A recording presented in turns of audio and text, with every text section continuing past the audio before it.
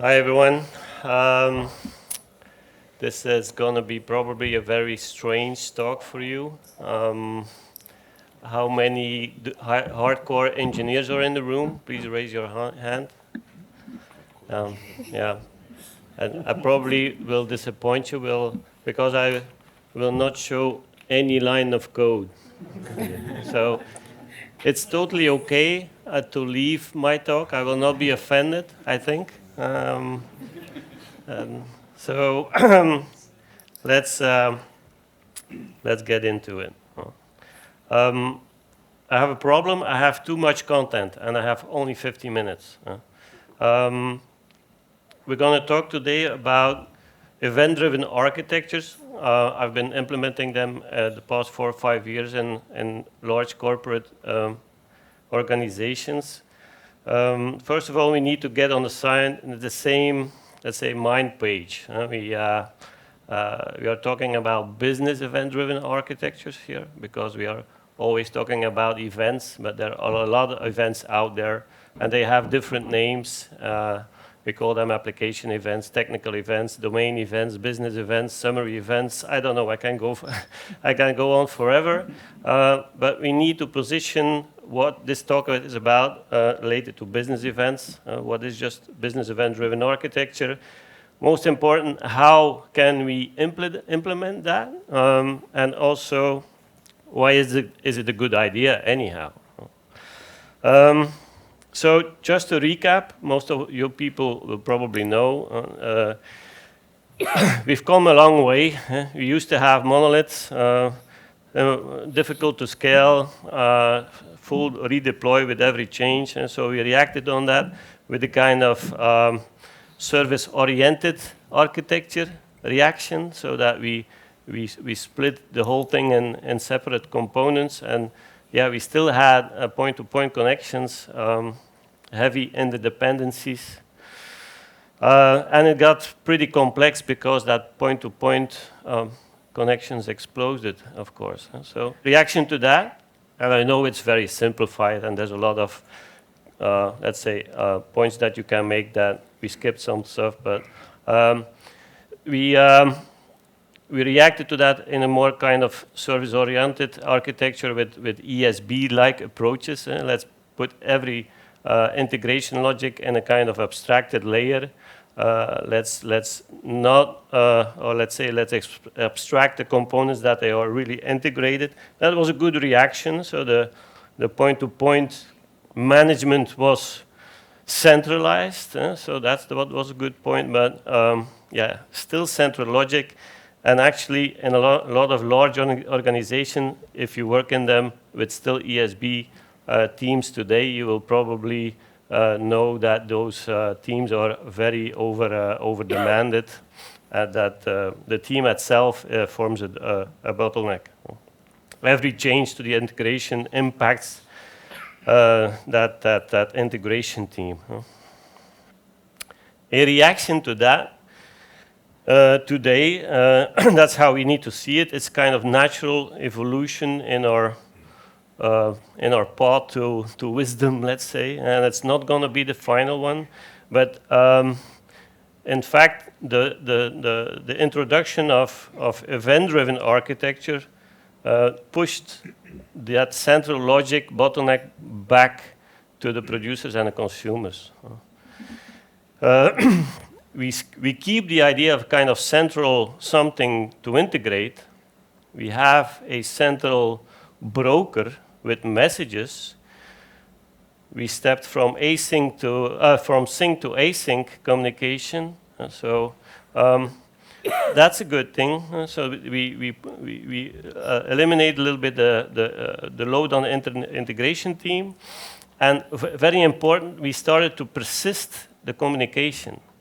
That's something new. In an async world, it's not illogic that we start to persist the communication itself, so that we can have reuse and duplication of integration data. Something that's very, for people my age, let's say, very difficult to adapt to, because that was really something that we did not do in the past. Duplication was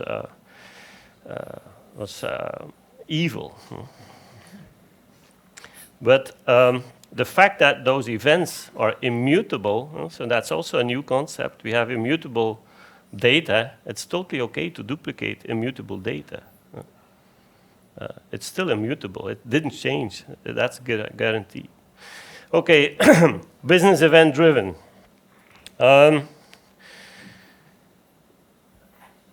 Just again a recap.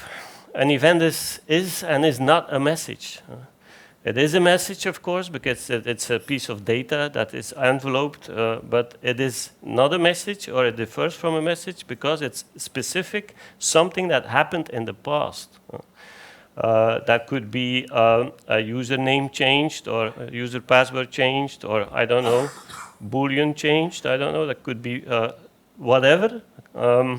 But it is something that clearly happened in the past. That's an event. A business event has, let's say, a little bit of an elevated meaning, saying a business event is something that has a clear business semantically meaning. It has a business value. I get more into that to explain that a little bit further.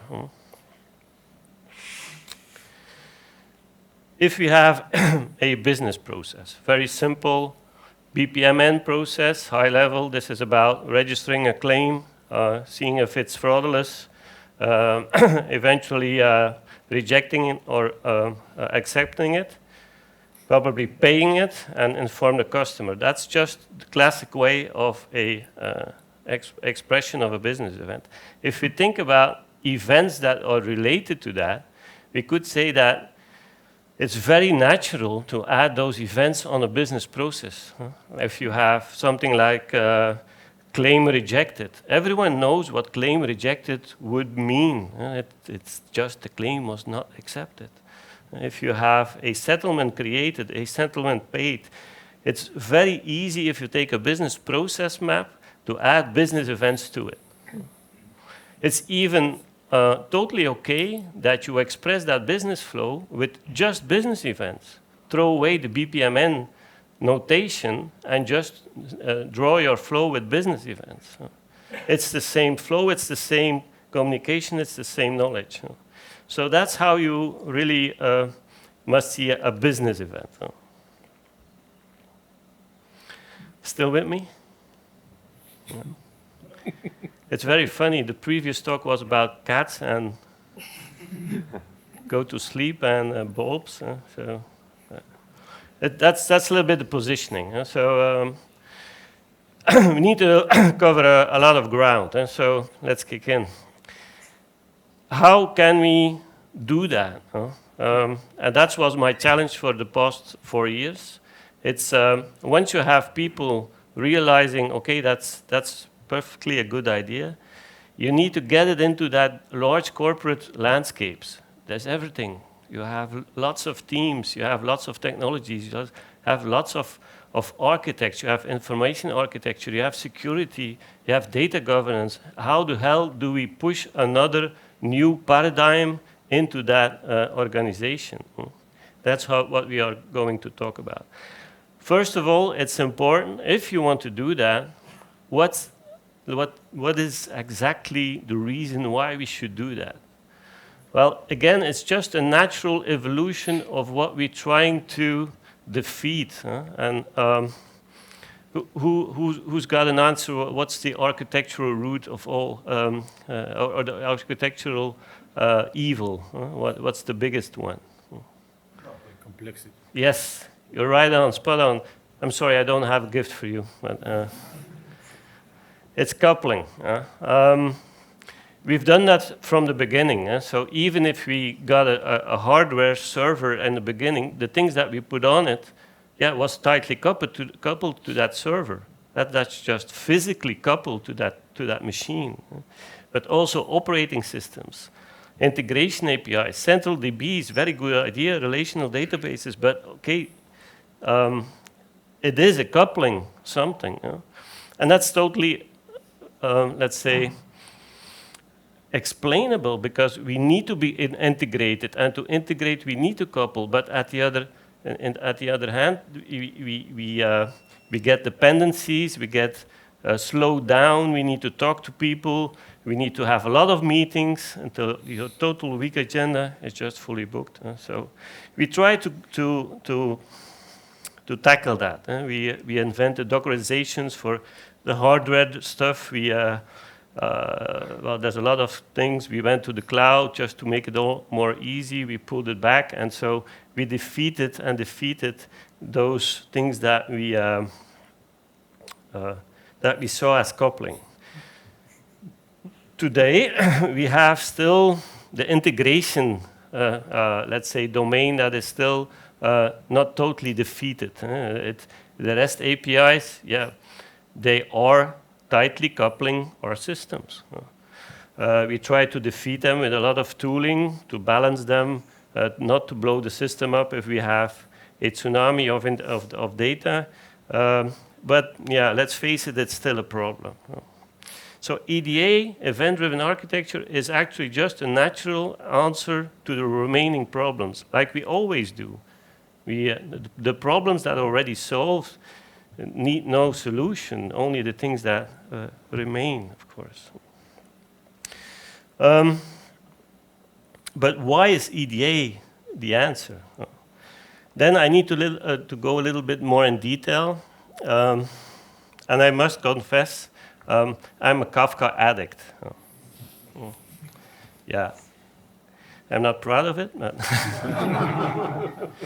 I'm a little bit brainwashed probably by Kafka because I worked or too much with Kafka. But yeah, just to know that I'm approaching it with a Kafka internal mindset. Events, anyhow, events are produced like a log of events. You append at the end of the log, it is produced with a key and a value. The producer is writing at the end of the log. So it's a log of events. It constantly reads and writes, and it's persistent on disk. Moreover, we have different partitions. So that's not a new invention. Kafka didn't invent it. It's just a highly distributed, highly scalable databases invented the idea of partitioning, so it provides you scalability. In an event world, we have that key value approach that we can use the key to produce an event, and the key determines your partition. The key gets hashed by an algorithm. Okay, you can change it, but by default, the producing with the same key will result in production on the same partition. That's a guarantee.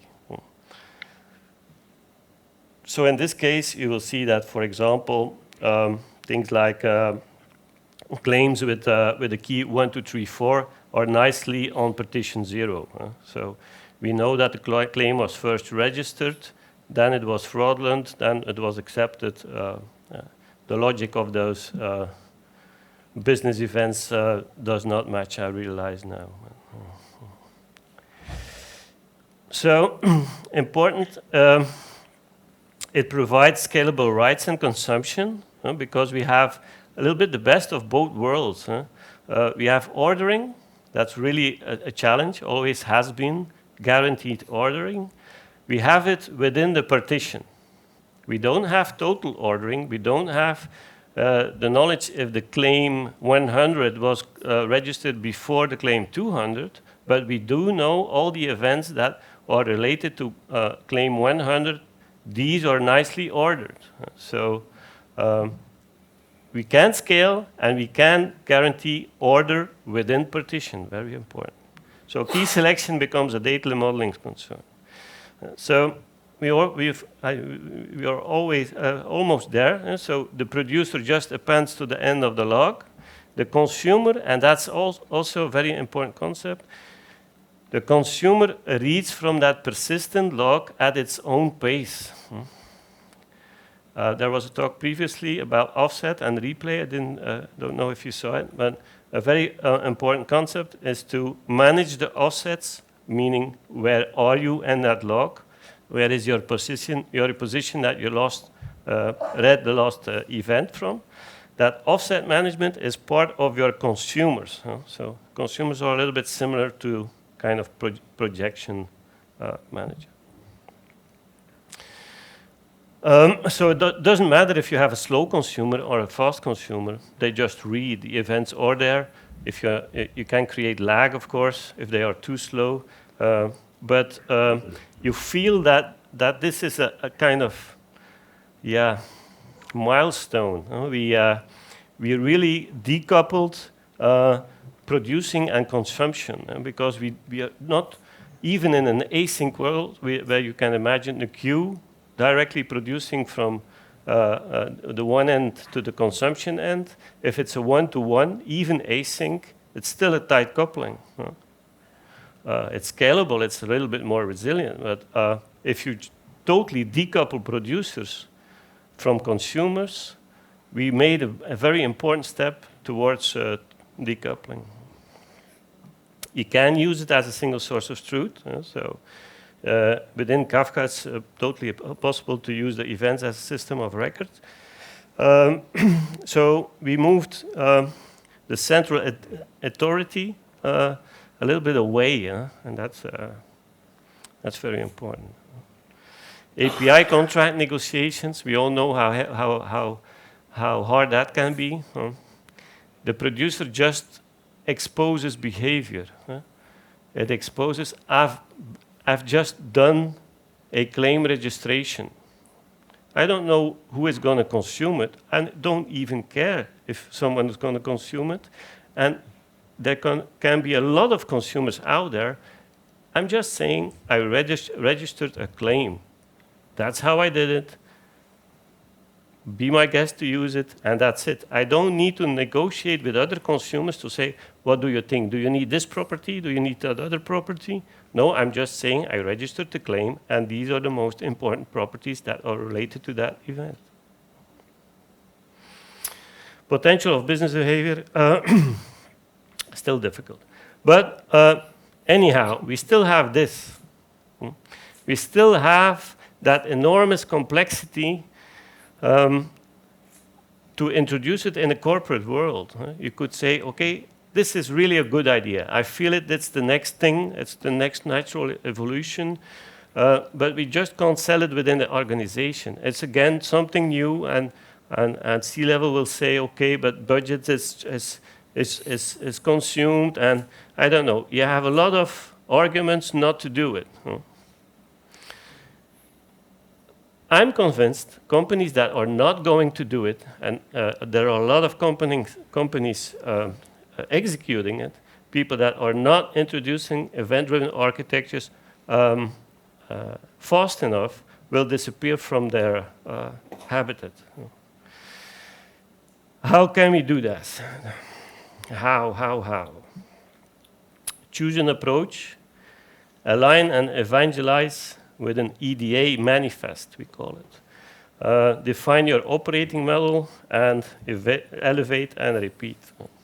So let's tackle one by one. The approach. You have two approaches. Anyhow, you define a pilot project. Something that you identify as saying, okay, that's very interesting. It's pretty simple to do that with events. And it can come from more management level, a C-level, business level that says, okay, I need kind of behavior, something, or life cycle. That's a word that's going to be dropped a couple of times in this presentation. Or it can come from engineering side, very interesting pattern. The approach is not really important as long as you realize which approach that you're taking, because it impacts a little bit how that you create your manifest. The manifest itself, that's nothing more than just a list of items that you discuss. You gather a group of people that are interested in the concept. Perhaps they need some convincing, doesn't matter.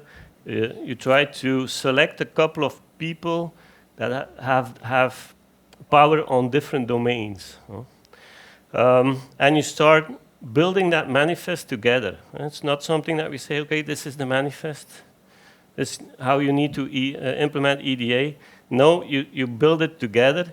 You build it with addressing a couple of very practical things. And important to mention the selection of that pilot project, that use case, you spin them up in parallel with the EDA manifest sessions. So EDA manifest sessions is about alignment, is about, let's say, defining a couple of very concrete things, and you apply it to that use case. The manifests start with very practical things, like topic name. I'm going to dive into all of them. I'm just going to discuss 4 of the items that could be on an EDA manifest. Well, could be, they should be there, but they are very natural once you get with started with event-driven architectures. A topic name convention. For people that don't know, Kafka topic is just the place where you produce events into.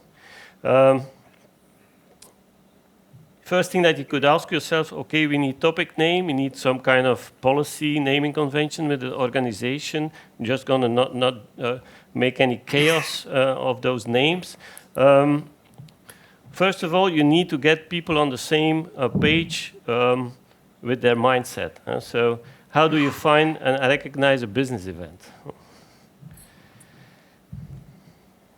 It's a piece of data that happened in the past, already mentioned. Something happened to someone or something. It has a verb in the past tense and it has a subject. For example, machine commissioned, a machine delivered. And it has an immutable character at the core. So, for example, a warranty expired. The warranty itself, well, it's a warranty. It's not going to be a contract. It's not going to be anything else. It's not going to change in the core. It's immutable. Like we showed, it's very easy to assign them to a process map, and it's expressed in a human, unambiguous, we are at DDD, ubiquitous language.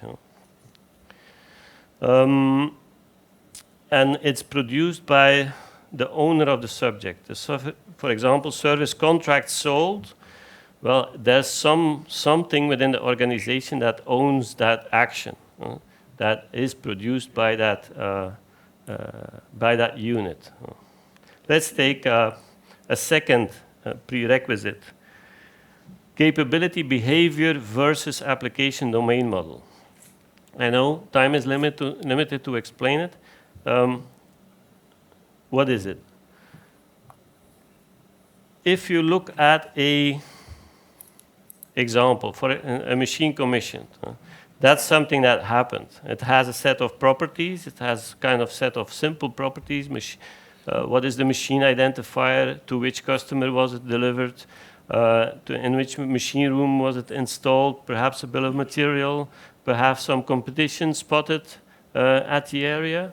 That's a simple, lightweight business event, like they should be. Several domains can be interested in that piece of reality. It could be inventory that says, oh, that's interested. It impacts my stock. Could be service that is actually responsible for egressing that event. Could be marketing that says, okay, we're going to spin up a campaign so that we can do something with that. Competition spotted, or other domains. So if we look at other business events, so for example, relocated, disconnected, upgraded, all things that could happen to that machine, we are talking about behavior. We are talking about machine behavior. We are talking about machine behavior that was expressed by a certain kind of area of the organization. It is data on the outside. Well,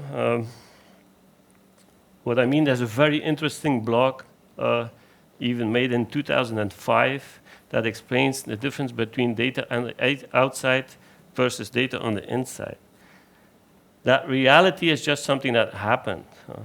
A domain and application that is built is something that is built to consume that reality, to do something with that reality. Reality happens whatever applications we have. Even if we don't have applications, I'm doing a talk at DDD.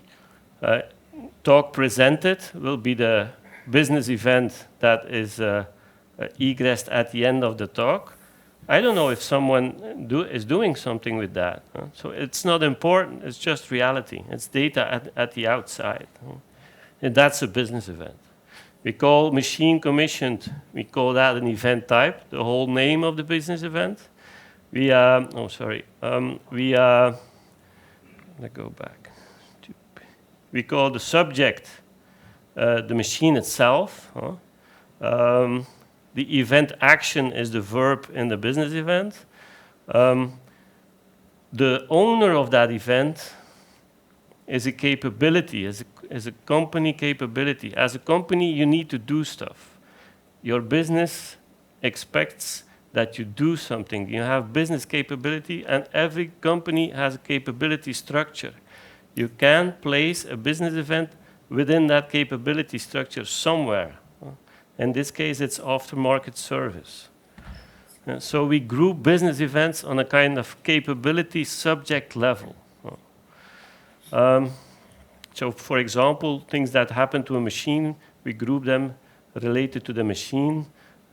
Tasks that started, I don't know, contracts that are sold, extended, cancelled, and so on. So we have subjects with their behavior. These subjects are part within a kind of capability, service or sales. And that capability is part of another capability. We have a kind of tree structure and capabilities, and eventually we end up with a whole business domain that is responsible for that. So back to reality, we need a topic name because in the parallel we started that use case. We started a development team that said, okay, that's a good idea. Let's do something. First of all, thing that we need is that we need to produce an event to a topic. How should we call that topic? Topic test 1, 2, 3, or do we have a kind of sensible name for that? Well, if we look at this use case that is about machine, it would not be so insane to call it something like machine or something like service.machine because it's produced by the service or aftermarket service machine, or even that it belongs to that business unit. That because perhaps we have other business units that also have kind of service capabilities. I don't know. It's just an example. We post-fix them, the events, because on our Kafka cluster we probably have different kind of events. We need to know this topic is about business events. It's not about log events, audit trails, I don't know. It's about business events. It's not insane or not illogical to version your topic name. There will become a point in time that you will need to jump from one topic to another topic. Things change. Sometimes they change so drastically that you need to have kind of topic version. It would be like we don't version an aggregate, for example. Same thing. You could prefix it with an environment setting if you have multiple environments on your cluster. And most important is that what I want to tell you, we start with a very simple question, how should we call the topic name? And we end up with a very foundational question to data governance or whatever. Hey guys, what is our corporate capability structure? Well, that's an answer that you probably will not get. Who has a clear data governance capability structure within there? Okay, that's probably 8 people or something. Congratulations, that's very good. And so if they have it, and that's something that you just can take and start. If they don't have it, that's not a blocker. Just use your first pilot project and make your capabilities as good as they get, as common sense as they get, and start with that. That's probably your data governance team will thank you for your input. Also, the subject selection, it becomes very natural. The subject selection is more kind of business process owner thing. Your business process owner should know what are the subjects that we are working with. We are working with machines, we are working with engineers, I don't know, with buildings. What are the immutable stuff that we are working with? Just sanity check. Why do we need to do group? Why do we need to group events? There's no question and answer section today, but probably I would get the question. Yeah, don't group them. Take an event and put them in a topic. Take another event type and put them in another topic. What's the problem? Why do you want to have multiple events in the same topic? There are a couple of reasons for that. And let me start with, let's say, the most trivial one. Security is important, but you could solve that in another way. But okay, for security, it comes in very handy that we can apply security on a topic, on a group of business events. Also environments, that we can put different ACLs on QA than on production. That capability structures is also mostly shielded from access. So for security reasons, that's a good idea. Also simplicity. We all know that, the complexer the system, the more risk to fail. So that simplicity, to have a clear structure in your topics, which business event resides to which topic, very, very easy. We need to work in a kind of self-service way. Okay. Speed we need. Domain-driven. Okay, a topic, if you think about it, if you go home tonight, think about that. A topic name resembles an aggregate. Think about why is that. And the most important thing is causality. That's for me the most important thing, to group business events. And remember, we are still talking about business events. It's not the case for any other event categories, but for business events, the value to have a guarantee that one thing led to another is very, very interesting to business. Imagine in a monolith or let's say a SAP relational database to deduct what happened first and what happened afterwards. So I call SAP. It's very cool to bitch about SAP, but they are not a sponsor here, so we can't do that. But it gets solved with reporting and very difficult deduction to really, if we are honest, we are not really sure about the life cycle of things if we just query a database. And that's what it's about. It's the life cycle of the subject. If we remember the examples, we have that machine or we have that claim. What is the life cycle of a specific claim? What is the life cycle of a specific machine? It gets produced, it gets delivered, it gets upgraded, it gets, I don't know, it gets recycled. The life cycle and the lead times between all the important business semantically meaningful steps is very, very, very important.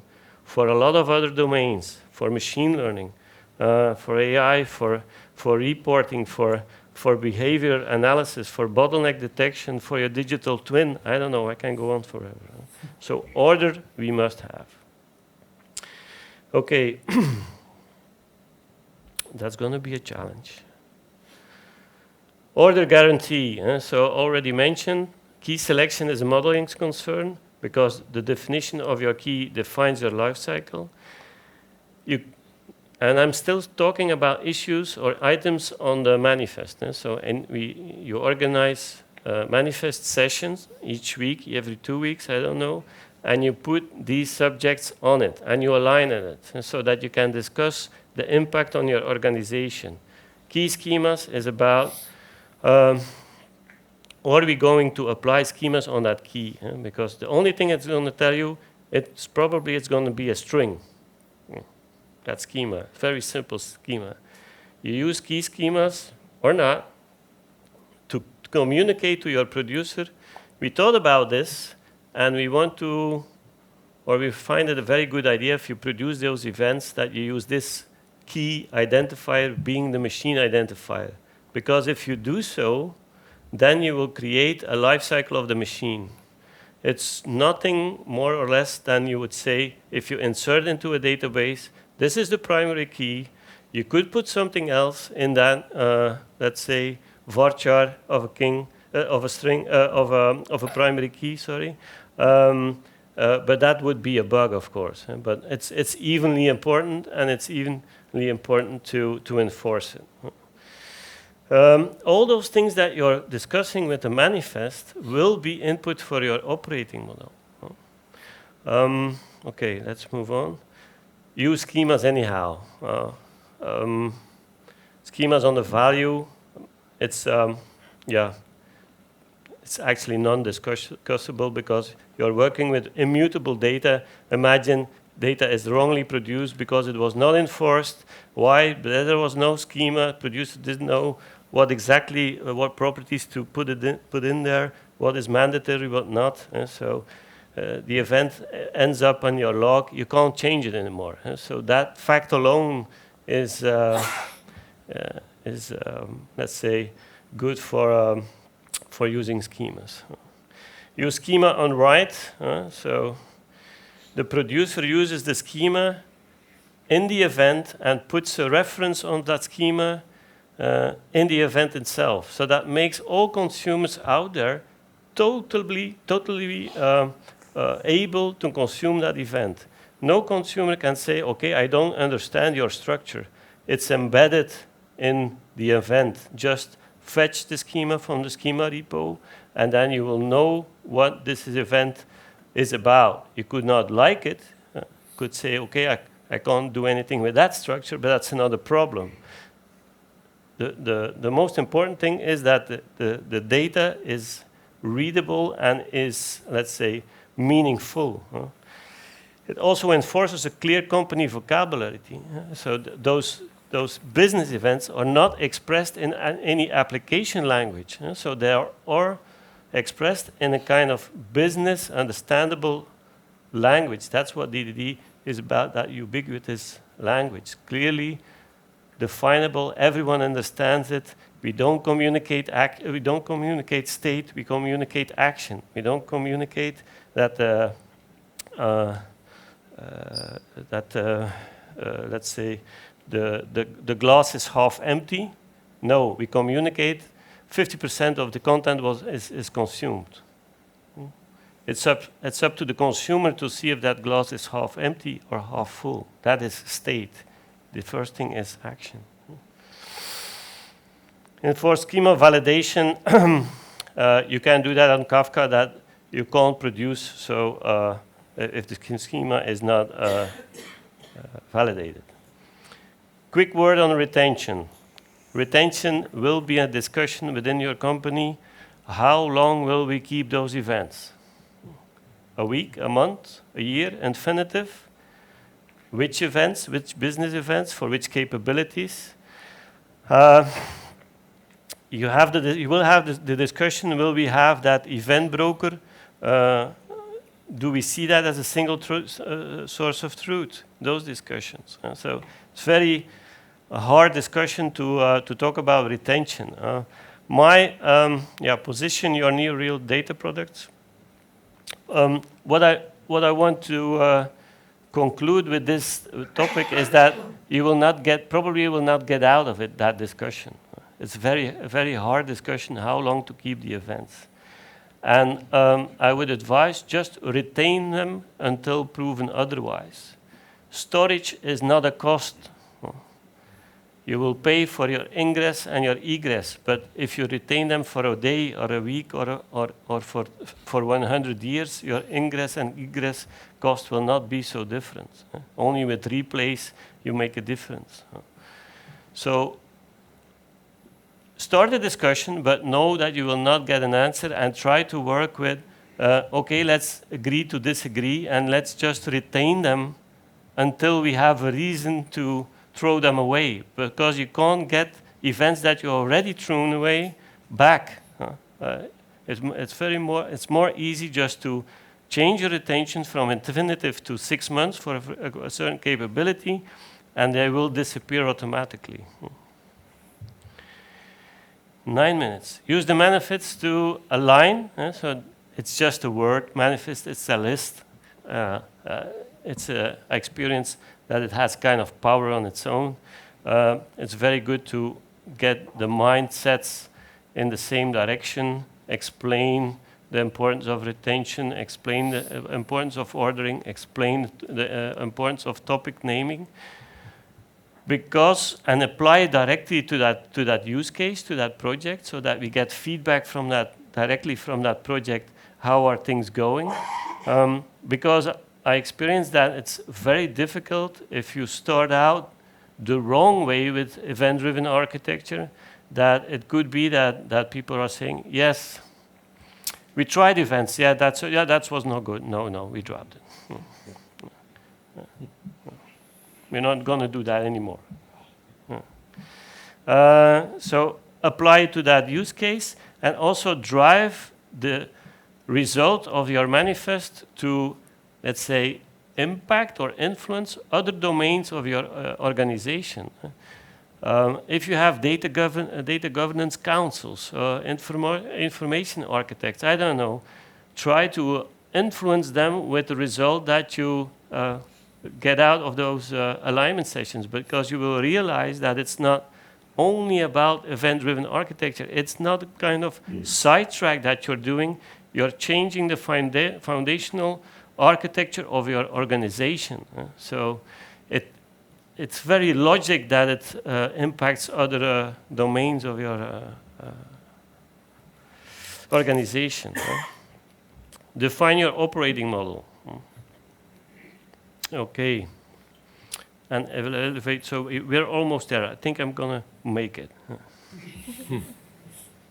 Relax. Operating model. If you think about it, you need event designs. You need to design those business events. You need to publish them. Applications will get developed. They need to be deployed. We're going to operate those applications. And we're going to, of course, observe what is happening. That's easily said, but in reality, it's a big thing.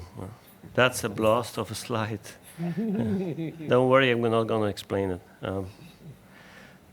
Just to go over them, you need to have an operating model that touches upon the design of events, who is going to own those events, who is going to make sure that they are expressed in a vocabulary, in that ubiquitous language. If you let SAP people do it,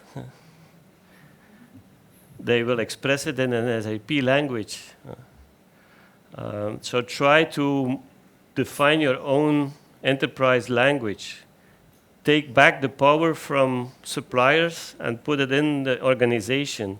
Event-driven architecture is the window to do it. You define as your organization, this is how we do business. This is the behavior that we want to express. This is how we are going to call it and name it. Other applications need to comply to this structure, because within 20 years we will still have probably similar business events flowing out there, and they could be a little bit evolved with, let's say, properties being added or deleted. Nevertheless, your customer contract confirmed probably will be still there. So very foundational business events will will be there for a very, very, very long time. So that's why it's so foundational. Find out who and how the process will be to design them. Of course, publish them and have kind of review process to govern that. So don't let every team just publish business events. Have a process that have with a bunch of people that, let's say, review it and do kind of sanity check. Is this really a business event? Does it belong to the right capability? It's a very simple thing to do, but remember not to skip that. Development will be impacted, of course. So if they use and consume or produce events, they will have to have also that governance in testing. Think about unit testing, integration testing. It's not because you're working with business events that you need to drop that. So these things have proven their value and they're here to stay. So incorporate all the existing practices in also that EDA. Also deployment. Deployment, you deploy a new schema, you deploy a new event. Yeah, what is the impact on the landscape? Sometimes you have mapping STM code out there, and so you will need to sync those deployments. And so that's something to take care about. There's a whole landscape out there about events. We just talked about this little piece, business events. But we have CDC events, IoTs. We have connections to a lot of brokers. We need to think about streaming, what we are going to use to stream events. We didn't touch upon that, but that could be Flink, Kafka streams, I don't know, Spark, Databricks. There's a lot things out there. How do you organize and govern that streaming thing? Things to think about. And finally, observe and use the best of the output. So you will need to have business monitoring that those business events are just popping up. Who is going to make sure that the business process is actually happening as it should be? And there we touch upon orchestration and choreo. But anyhow, you will need to have something monitoring that from a business perspective, but also from a technology perspective. Do we have lag? Do we have events flowing the right way? What about event discoverability, the event catalog? Eventually, you will need to have a kind of self-service portal where you can facilitate your consumers and saying, I want to build a new application. What business events are out there? I'm going to just consume them. It's a data product as such. So to touch upon the final thing, evaluate and repeat. Of course, just with every paradigm shift and new thing, we have a kind of maturity level. This is just an example. Let's say the detailed steps are not so important, but you can imagine you just don't start with such a transformation and the day after everything is okay. You will have a kind of maturity journey, and every maturity step will require a certain event-driven capability requirement. You don't have to have, let's say, bottleneck business detection, digital twin at the start. That's not possible. So the first thing that you need is those practical things, topic naming, so to get started. But an EDA capability, for example, is event visibility. That's one of the first things that you will need to, let's say, get organized within your organization, that you just can, okay, I have a catalog with the schemas, but what is exactly in our broker as a content? That event visibility, you will need to, I don't know, stream it all to an Elasticsearch. I don't care how you do it, but it's also it's very hard just to query your broker. So be aware of that, so that every step of the maturity has different capability, and use a work package RACI matrix to divide the work. If you can realize it, and I don't want to scare you off, of course, because I want you to really to engage in that journey, but don't underestimate it. It's a huge program, and it should be treated as a huge program. Because you have your use cases that you want to do. You have your operating model that needs to be defined. You have repos that needs to be set up. You have that manifest that needs to be driven and aligned. Assign someone that is responsible for that manifesto.